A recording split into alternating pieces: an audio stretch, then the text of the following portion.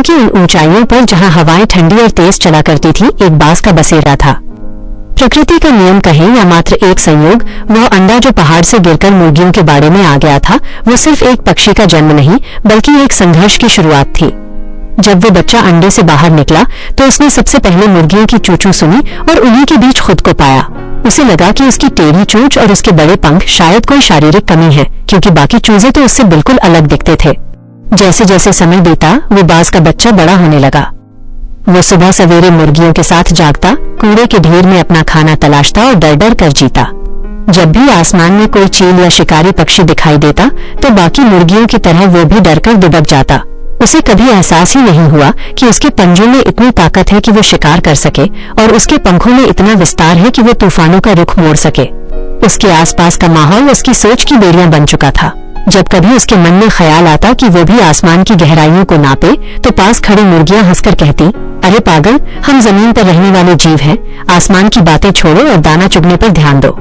फिर एक दिन एक अद्भुत घटना घटी। उस बाड़े के पास से एक अनुभवी और वृद्ध बाज गुजर रहा था। उसने जब जमीन पर एक युवा बाज को मुर्गियों की तरह दाना चुगते और डरते हुए देखा तो उसे अपनी आंखों पर विश्वास नहीं हुआ। वो वृद्ध बाज नीचे उतरा और उस युवा बाज के पास जाकर बोला, तुम यहाँ नीचे क्या कर रहे हो? तुम तो आसमान के राजा हो। तुम्हारी जगह इन दीवारों के बीच नहीं बल्कि इन ऊंचे बादलों के पार है।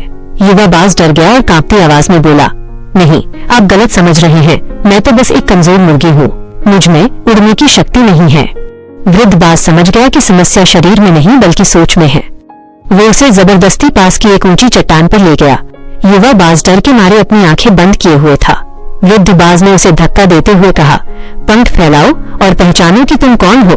जैसे ही वह नीचे गिरने लगा, मौत के डर से उसने सहज रूप से अपने पंख खोल दिए। पहली बार उसे महसूस हुआ कि उसके पंखों की लंबाई कितनी विशाल है। हवा का दबाव उसके सीने से टकराया और वो नीचे गिरने के बजाय ऊपर की ओर उठने लगा। वो जितना ऊपर जाता, नीचे की दुनिया उतनी ही छोटी और तुच्छ लगने लगती।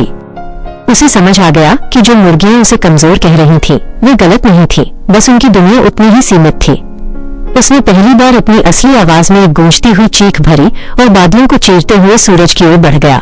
उस दिन एक मुर्गी मरी थी और एक बाज का पुनर्जन्म हुआ था। उसने समझ लिया था कि अगर वो अपनी क्षमता पर संदेह करना नहीं छोड़ता तो वो कभी जान ही नहीं पाता कि वो उड़ने के लिए ही पैदा हुआ था।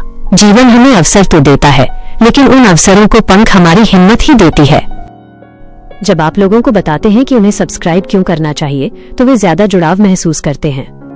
अगर आप अपनी लाइफ में हर दिन कुछ नया सीखना चाहते हैं, तो इस कम्युनिटी का हिस्सा बने और अभी सब्सक्राइब करें।